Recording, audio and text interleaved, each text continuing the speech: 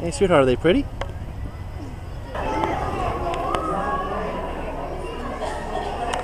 What do you think, sweetheart? You want one of those for a pet?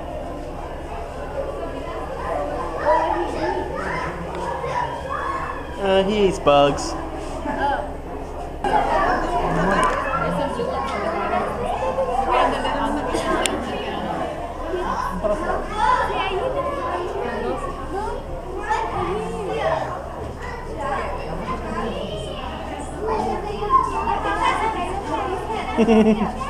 He's looking at you. You should never touch them. Stay underwater. Well, newts can breathe underwater. I don't know. Should we ask them for some eye of newt?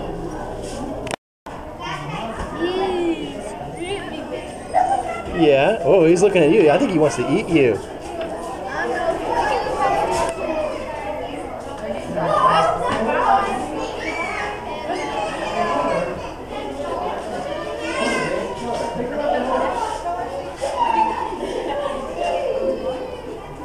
Oh, I can see the Gila monster. Yeah. Well, do you see this guy here? He's looking at you. Hey, I'm no food. Stop looking at me. He eats bugs.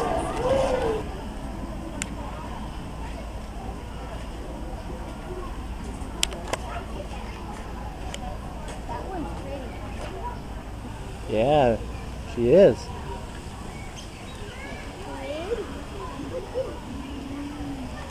Oh, and look up there, sweetheart.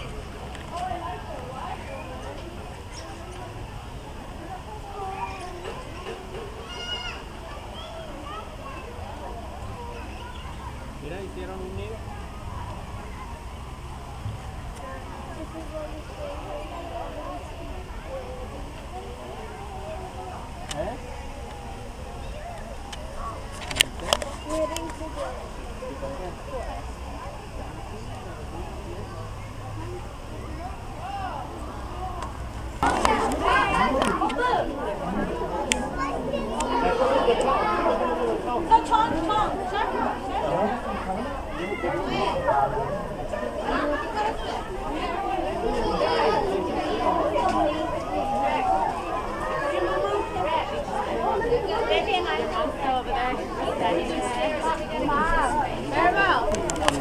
Talk to you a little bit about having parrots as pets.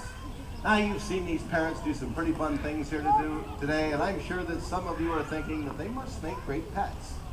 Oh, believe me, parrots have some natural behaviors that just don't make them very good pets at all for most people. They can bite very, very hard and they chew on everything. But by far and away the most challenging aspect of sharing your home with a parrot is their loud voice. We're going to show you why here in this moment with Buddy. Buddy is our Moluccan cockatoo. Now, just like the other parrots you've seen today, Buddy is quite intelligent, very beautiful, but he also does this.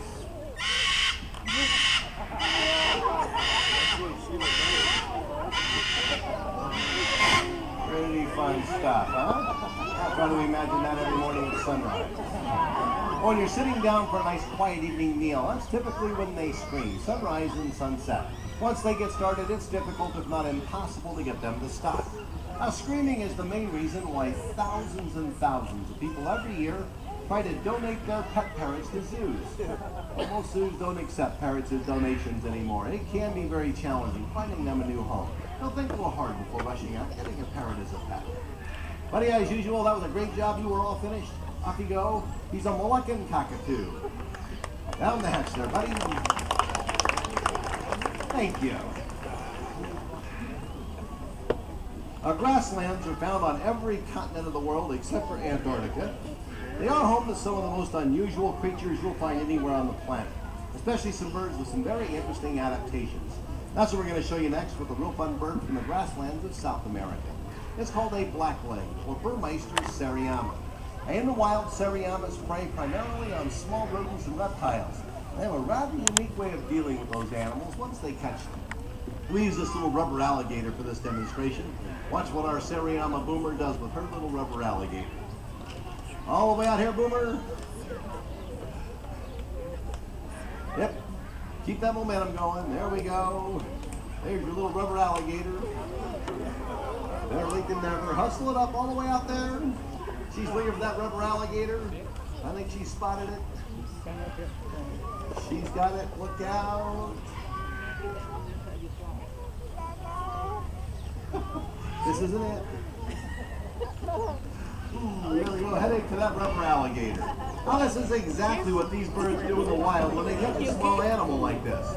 They'll normally search out a rock, simmer the hard surface, take careful aim, and pulverize them on the rock. Now that breaks up all the bones. That makes them soft and squishy. Easy for them to swallow whole. Sometimes we'll even break off bite-sized pieces. It's almost 1:30, sweetheart. More than that way. Now I'm going to see if I can. Somebody's over the sidewalk. That way no one pushed it up. Okay, you ready? Okay, just remember that best shot's always just before impact here, Tara. I mean before he lands. Nice side, here we go. Get ready, go. You got it? You're about to get it again. You're sitting on the wrong end of the bird. Tell you what, don't look at the mouth. You trust me with your camera. If you want to stand next to him, we get a nice close-up of the two of you together. You can stand there and get really close to him there. Einstein, let me help him out a little bit here. There we go. And there we are. A nice souvenir to take home with you. Big round of applause for Tiara. Thanks.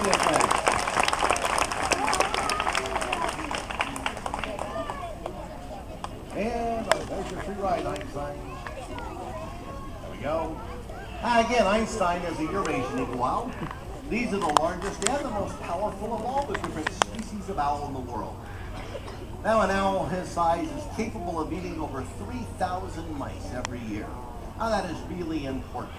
If you were to take two mice, a male and a female, put them in a field with all the food and water that they needed, and no predators like this owl to control their populations, within a year's time, you could have as many as 1 million mice in that field.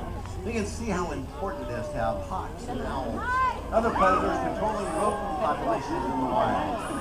Now rats, you guys are pretty good. I didn't mention rats, but I do eat a lot of rats too. They eat rats, gophers, all those types of animals. In fact, I think it's pretty safe to say that since we've had Einstein here at the bird show, that rat problem we had here, that's all behind us now. It really doesn't. So here they go out. Thanks, Chris. Thank you.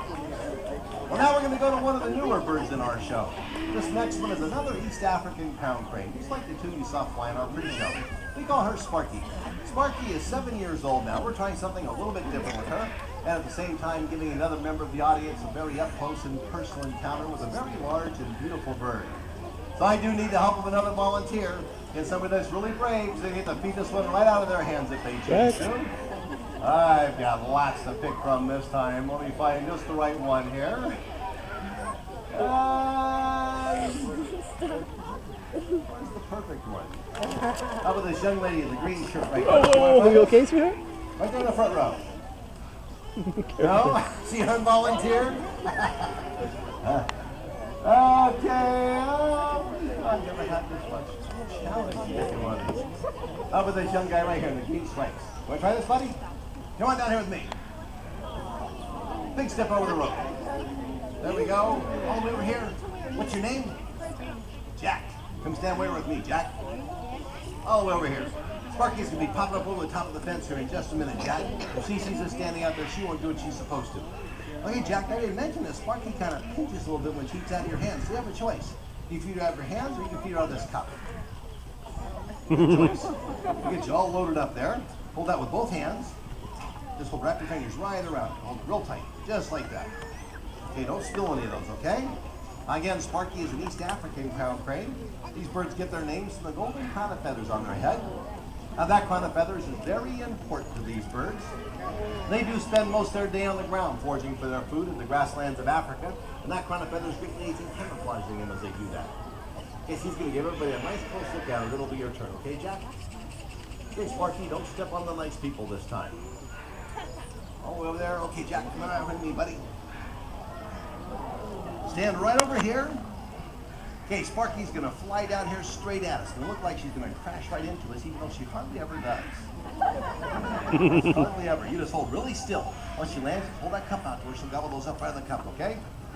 Okay, here she comes. Hold really still. There we go. Boy, like a statue. Very good, Jack. Have you been that close to a bird that size before? saying anything, are you? You're doing a great job. Tell me, how long have you been a bird trainer anyway? Still not saying anything. Look over there and smile really big. There you go. Was that fun? How old are you, Jack? 4 years old. Big round of applause for Jack. You did a fantastic job, buddy. Jack, you come and see me in about 14 years. We got a job waiting for you right here at the bird show, pal. You did great. Well, before we go on to the next couple of birds, there are some quick introductions I'd like to make. Obviously, there's a lot of work that goes into doing the show, and today there's 3 very hardworking people back there doing all the running around and really making the bird show happen like it does. You've already met Chris Sharp, also behind the backdrop are Ian Hoffman and Rhonda McMullen. Big round of applause for all 3 of them.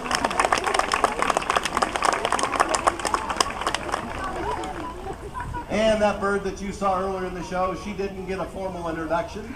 That was our environmentally conscious African white-necked raven. We call her Isabella, or Izzy for short. She's demonstrating one of the simplest things that we can all do to help keep our environment clean and save wildlife. Picking up litter and putting it where it belongs. That would be over there, Izzy. Sometimes they're too smart for their own good. Good girl, and off you go. Thank you. And directly following the show, you'll have the opportunity to meet Izzy's brother. His name is Alex. We're going to have Alex out in front of the soda machine over there on your left-hand side doing something rather unique. Now, for the last several years, Alex has helped us out with this very special project here at the zoo, which is collecting funds for our conservation programs. Over the last 4 years, Alex has collected well over $50,000 over there for different conservation projects around the world, and he'll be at it again today. He'll be taking paper money from you as you walk by. If you feel so inclined to donate, just hand those bills to Alex. He does all the rest. Not only are donations greatly needed, they're greatly appreciated as well. Now we will set with several other birds over there. We'll be able to answer any questions you might have. It's also an excellent opportunity to take photographs if you'd like to at that time. Well, today you've had the opportunity to meet birds from all around the world, and next you have the chance to see some of the most beautiful.